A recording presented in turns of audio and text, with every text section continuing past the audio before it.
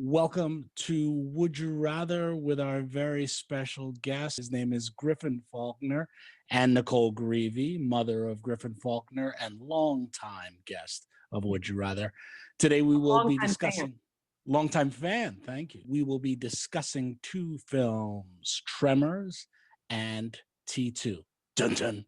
If you like these videos, please subscribe and like our channel. Thank you. Griffin, tell us about you and what you were doing. I was looking on your IMDb page and I saw it comes at night. I saw, of course, Raising Dion that you're doing now. What are you doing, young Griffin? Tell us. First of all, yes, I'm an actor. Well, but yeah, I am in Atlanta for season 2 of Raising Dion. That's a good start to the day. You've done 2 horror films, right? Bruce mentioned It Comes at Night, and what was the other one? Daniel Isn't Real. Daniel Isn't Real, yeah. Both of which I think are available streaming right now. I mean, I've seen both of them, but I think they're both available streaming as we speak. Cool. How'd you start acting? When you were not even 3, I think our manager sent him out on his first solo audition for a toy commercial, which he booked. And Wow. yeah. So since you've been in horror movies, are you now not scared by horror movies because you're like, I know that's not real? It's like I do still sometimes get scared by them because, you know, seeing the main character run down a dark hallway with flashing lights that are hardly ever actually on is terrifying. You know, they might even be chasing someone else, so that, like, they might not be the one running from anything, but it's still terrifying.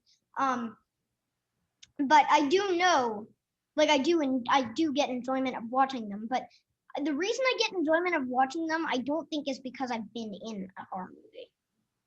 So. Gotcha. Which leads us perfectly into the background behind you, because I want to segue into T2 first. Caroline, do you want to bring up an article that brings us right into T2? Russia has developed a gun-toting robot. They built this robot to send it into space. That was the idea, but then they decided not to send it into space. It didn't behave well enough for that. So they just gave it guns. I'm not sure what they're going to use it for, but anyway, it's not as scary, I feel like, as Robert Patrick in T2. Well, it got a Twitter account. This robot, FEDOR, got a Twitter account, which I have to assume was manned by real people. And it got thrown off Twitter because it said humans are stupid and weak.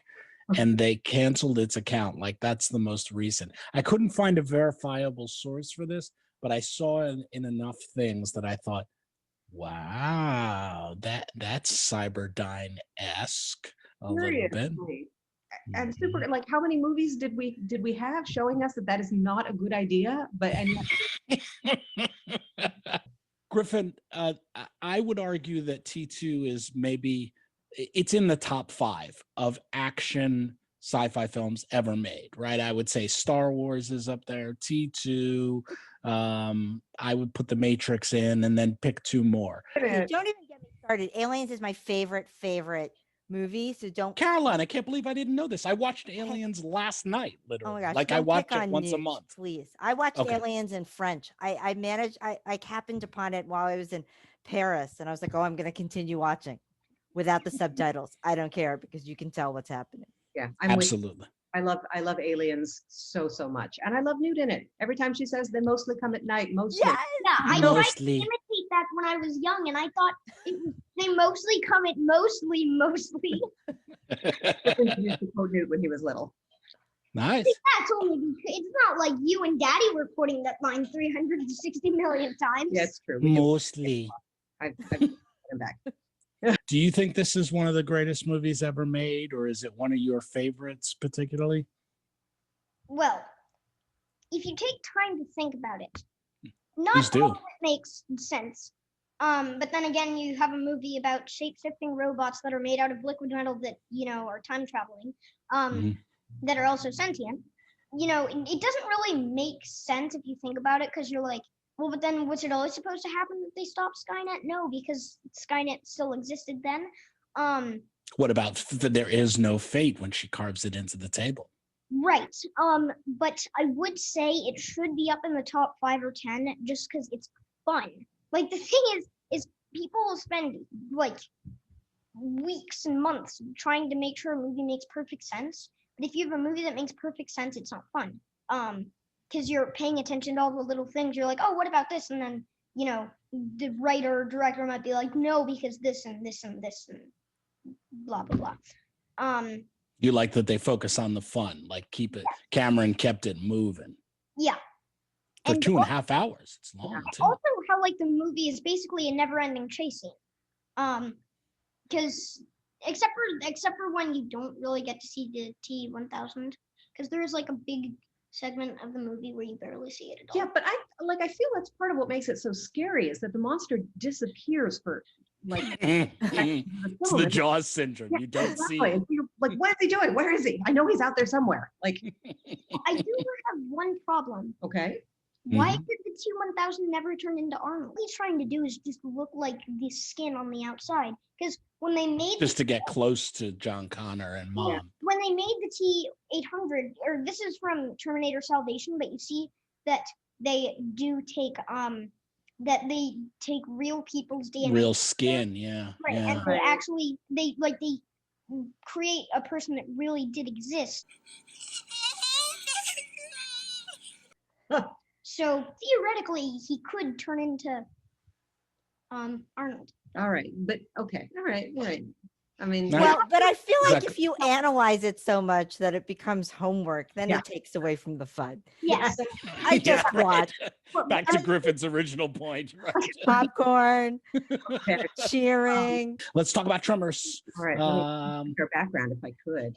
And I can put on a film. I'm No, kidding. I'm let's not kidding. put I'm on- kidding. I'm kidding. I'm Griffin kidding. enjoys giving me facial hair on Well, I'll share my screen and show while cool. you get your background up. This is a real life graboid, seriously. So Wired magazine has discovered, and it can grow up to 10 feet long. Yeah, it just grabs its prey from underground. You don't notice it, but it lives under the sea, so we're okay for now, at least. Are they like, as big as they are in the movies, or are they like small but they can be really long? Well, they can be up to 10 feet. So I think in the movie it was 30 feet. I mean, they were much bigger, I feel like, in the movie. But But I- still, 10 feet's bigger than your dad. Are they wider than humans, or are they like, about as wide as a caterpillar, but as tall as, 10 feet? True, right? Would I be scared of a 10-foot caterpillar? I think I still would be, honestly. Yeah. If Yeah. it were- You go. So they really exist. Take that for your, yeah, sleep tight, thinking about.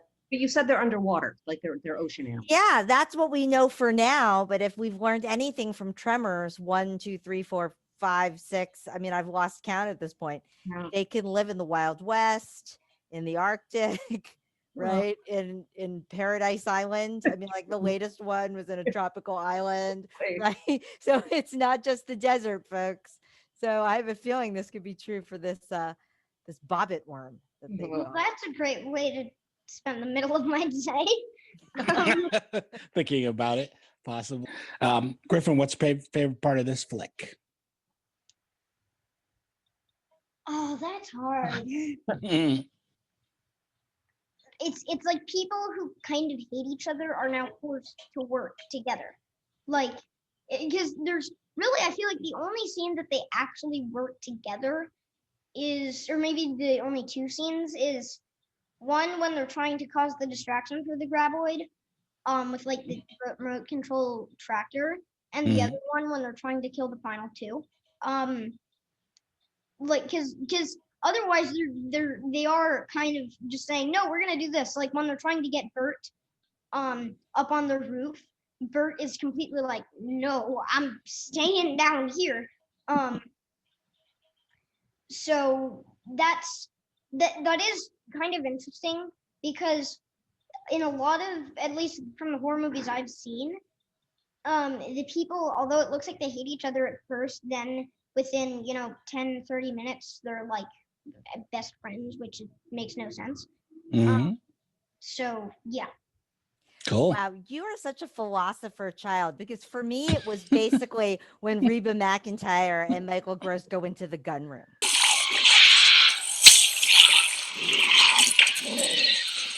Oh yeah, that's my favorite part. You can say it's yours too, Griffin. It's okay because it's mine. I was like, yes, we're gonna have some action here. And the That two of scene them is are such a epic. solid marriage. You know, they're these survivalists. You totally can imagine that, like, they would have gone storming the Capitol, like, you know, out. Absolutely. But actually, in the movie, it's such a partnership between the two of them. Like, Oh yeah. love great. the relationship. They're I great. think Michael Gross has been in all of the Tremors. Yeah, films. he's the been. main character for some reason. What's that? Now he's like the main character in the sequels for some I think Really come back. he's the soul of the movie. I mean, I think that Of this character- one, of the first Tremors? Well, you I think mean, so? the first one is more of an ensemble, but like if you think about who stands out, or certainly like the character that I remember is his character, or him and Reba McEntire. If she would have done it together, if it were they were the couple, that would have been extra awesome. But I can see why he lasted through all the sequels. Oh, sure. And I watched them, and I loved them. I loved them all of them. There you go. There you go. All right. Let's talk about Florida. Caroline. Florida. Let me Bring us to find- the land of yes. Florida and Florida Man. I thought I would feature the falling iguanas. So apparently, thanks to climate change and things getting cooler faster, iguanas that used to just safely sleep up in the trees just fall out and on top of people.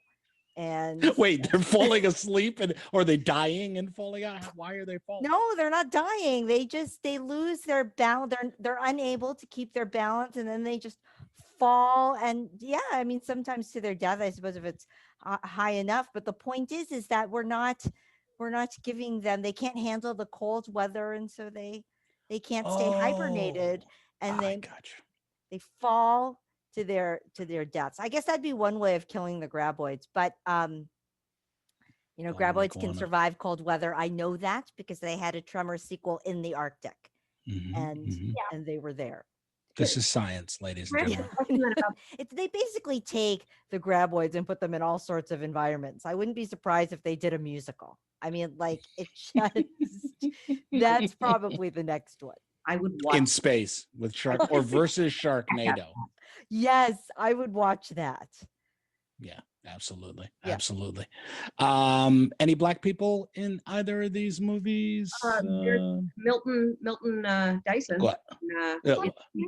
No, it's Miles. Sorry. Miles Bennett Dyson.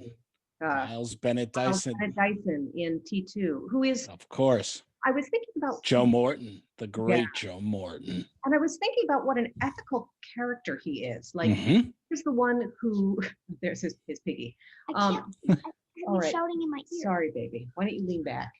I was thinking about what an ethical character he is. Like, this crazy lady shows up, shoots him, and then like another guy shows up and cuts off his arm and reveals the skeleton arm. And he's like, okay, I'll destroy my life's work.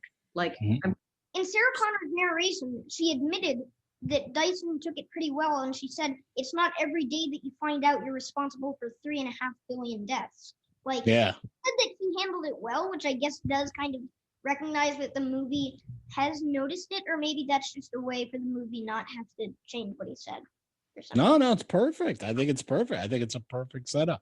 Anybody Black in Tremors? No, but we do have one of my favorite actors, Victor Wong, who was in Big Trouble in Little China, which is my favorite Carpenter movie. Like Todd and I were talking about that. He said he showed it to you. Isn't that a great movie? It's one of the best movies I've seen in a while. Me too. Me too. Yeah, I love that. And he is in, obviously, Tremors. Is he the one who names it the graboid?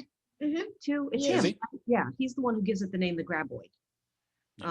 Yeah, I always love to do a little Googling on the movies before. I don't think I'm talking that loud. I really don't. You're louder than me on headphones. Yes, it is. You know it is. He was such an interesting guy. He was one of the very first Chinese American reporters in the country. I didn't know that. Yeah, and he didn't really start acting or getting a lot of success with it until his 50s. He had Bell's palsy, which developed in his middle age, and he thinks he had always thought that was part of what helped his film career because it made his face so interesting on camera that casting directors, just really responded to how interesting he looked on camera. Yeah, isn't that interesting? Fascinating guy. Wow, look at that. All right, time for the unanswerable question, but shall be answered by Griffin Faulkner. Griffin, would you rather? She's asking if you could please subscribe and like this video. Thank you. Griffin Faulkner. Griffin, would you rather Tremors, where they're coming out of the ground and going all over the place to come try and jump on you, or T2, where obviously we have to assume that the T1000 is after you? Which would you rather? I thought about this a lot, like a month before this happened. Tremors. Nice. Because I live in a city, Mhm. and we've seen that when they run straight into stone, they're not going anywhere. So Mhm. because I live in a city with a concrete foundation, I don't need to worry about giant underground worms that can only move through like soil and sand and stuff like that. One moment. We have to check our scientists of tremor here. Caroline. Caroline, in any of the other movies, are the graboids urban? Do they get into any Yeah, cities they ever? did not do an urban graboid. So I think you're onto something, 'cause they did all sorts of environments, but no big cities. Well, that's happening next. It'll be like graboids versus the Bronx. That's going to be. I will go next. I agree wholeheartedly with young Griffin. Not for the same reasons necessarily about, I hadn't thought about the fact that I live in New York as well, so they wouldn't get through the concrete. I just thought about my chances against a T1000, and they're less, you can't get any less than 0, right? Nicole, you're still here. Let's not act like you're not. What would you say? I think I would have to, because it's a really good point you make, because I also am not the sort who would have any sort of destiny for the future. Unless For some Griffin is reason- John Connor, but Unless, yeah. Which, maybe we'll get into that later. I'm back. See, you appear like magic. I love these virtual backgrounds. I think I would opt for the graboids of Tremors also, for the same reason. I'm a city girl. I don't like being out in the middle of nowhere. Where did you grow up, though? Didn't you grow up out in the middle of nowhere? That's why I don't like to be out there anymore. There you go. Right. Caroline. Wow. No, I was going with T2 on this one. And here's my thinking. If you just took these 4 giant worms and you took the Robert Patrick hair, the T1000, I understand that, like, if I was walking down a dark alley, I'd probably prefer the worms. But the thing is that I don't think I'm ever running into a T2. I'm not hanging out with the likes of Sarah Connor. There are no Asian people in that movie. I just don't see Well, wait a minute. Now they're in California. T2 is collateral damage, but I'd be smart enough to know, I'm just going to cross the street as this shape-shifting robot is knocking a building down. Like, I think I would just do that. And frankly, with the graboids, I live in Florida. We have Michael Gross characters. We have Berts all over the place. So I just feel like they wouldn't get anywhere near me. Great. All right, good. I think we have it there. So Griffin and I are going to stay protected in our cement cities. And Caroline, you are I'm just going to be myself. I'm going to be myself and stay away from all the Daughters of Destiny stuff. All right. And Nicole's with us. We'll all fight off the Tremors. And Caroline, you and the Terminator have a wonderful time. Young Griffin, I'm going to give you another would you rather off the cuff here. When you're a little bit older, you get to be in an Alien movie or a Terminator movie. Which would you rather?